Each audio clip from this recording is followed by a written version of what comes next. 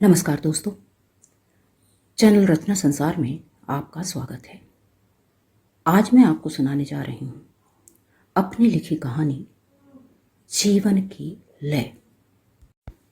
दोस्तों, किशोरावस्था और उसके बाद युवावस्था में प्रवेश के बाद के कुछ वर्ष प्रायः सभी के जीवन में तरह तरह के सपनों से भरे होते हैं।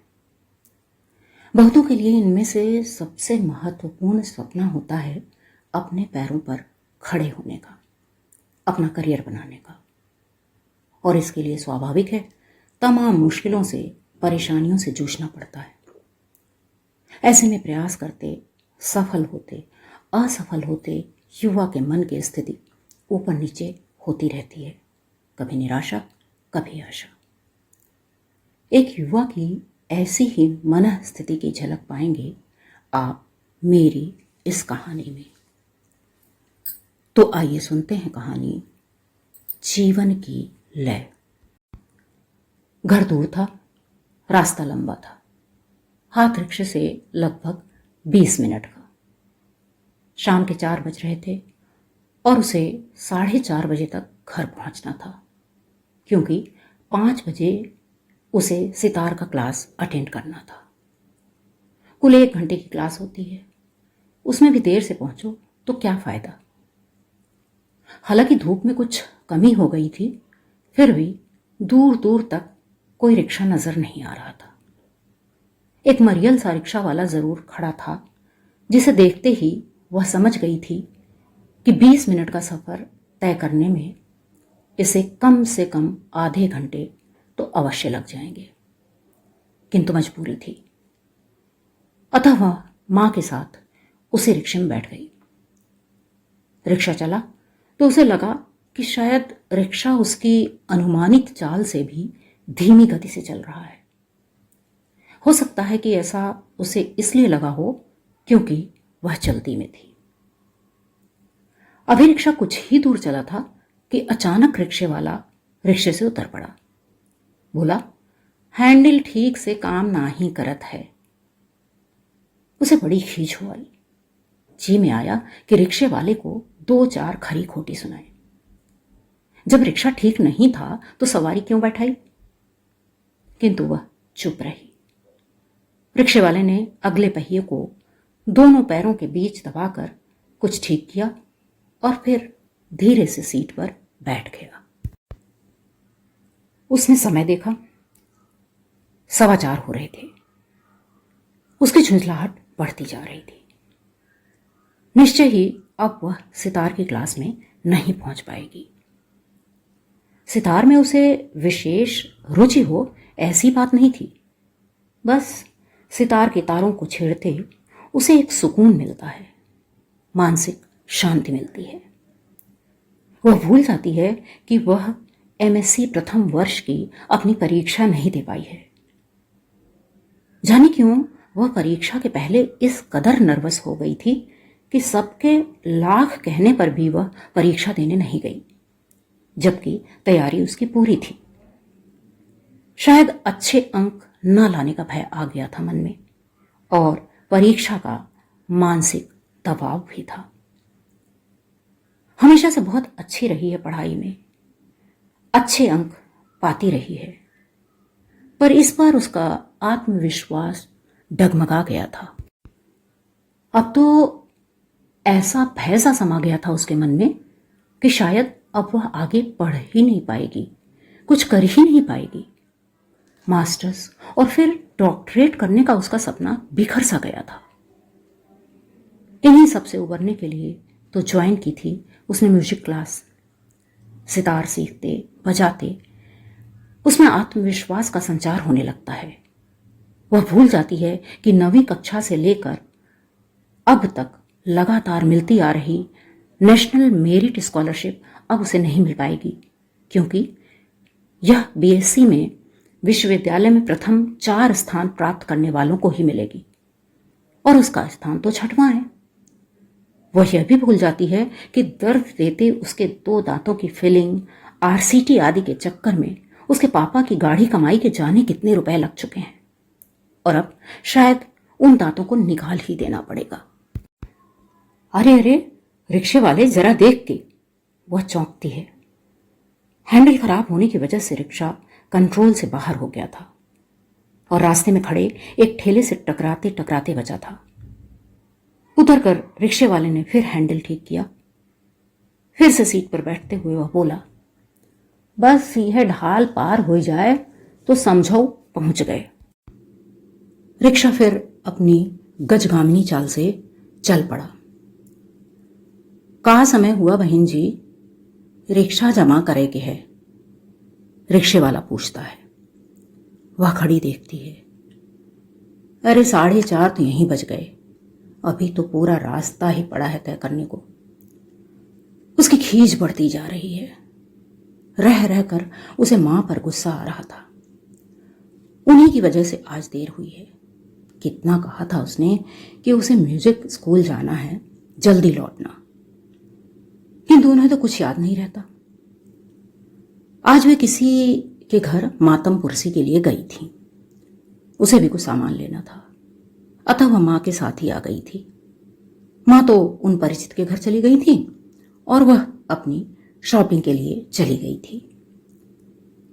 मां जब उस दुकान पर आई जहां उसने आने के लिए कहा था, वो बेचैनी से उनकी प्रतीक्षा कर रही थी। उनके आते ही वह सड़क पर आ गई थी जहां उन्हें यह रिक्शा मिल गया था। वह मां से कुछ नहीं बोली थी और मां समझ गई थी कि वह नाराज है।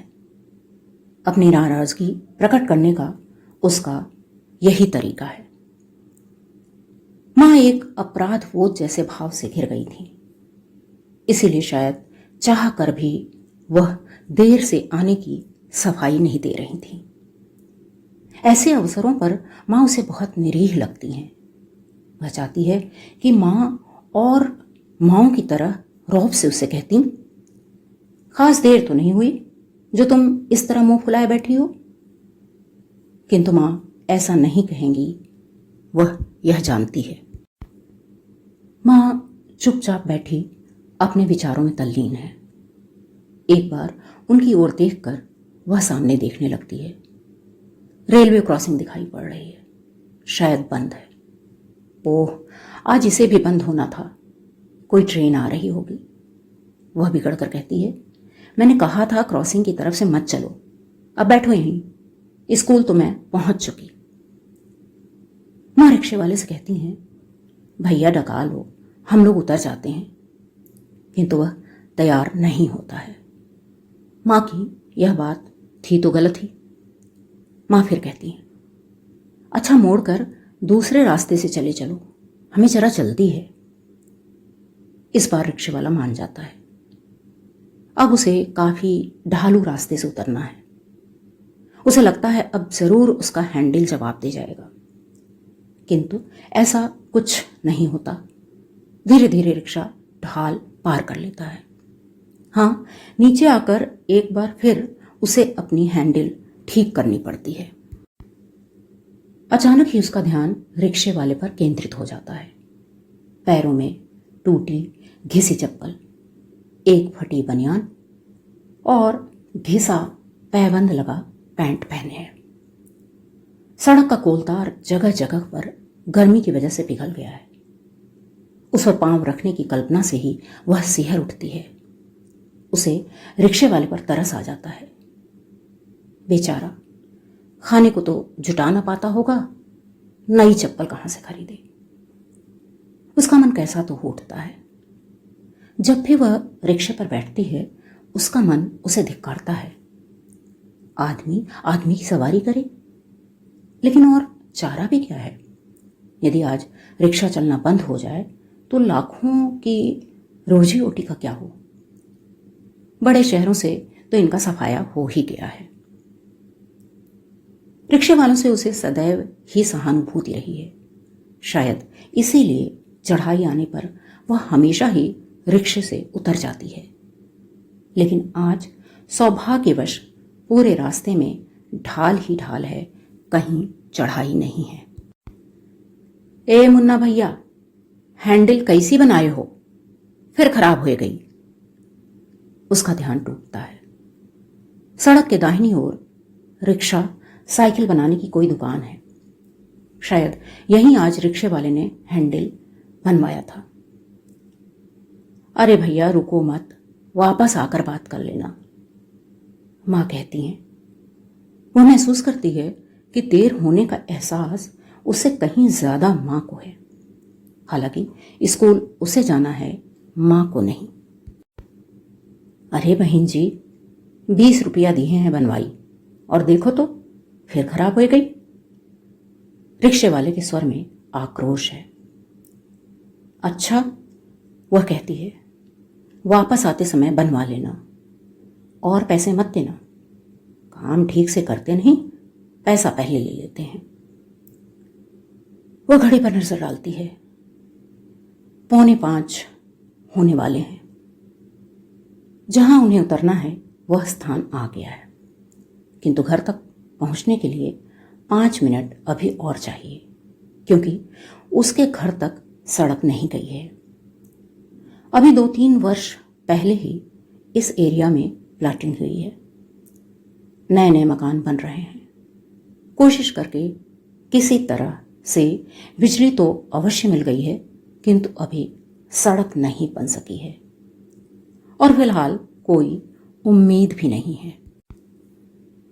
रिक्शा रुक गया है। वह उतरकर जल्दी जल्दी कदम बढ़ाती है। अभी वह 2 कदम भी ना चली होगी कि मां पुकारती हैं, उर्मी इधर आओ, मेरा पर्स कहाँ है।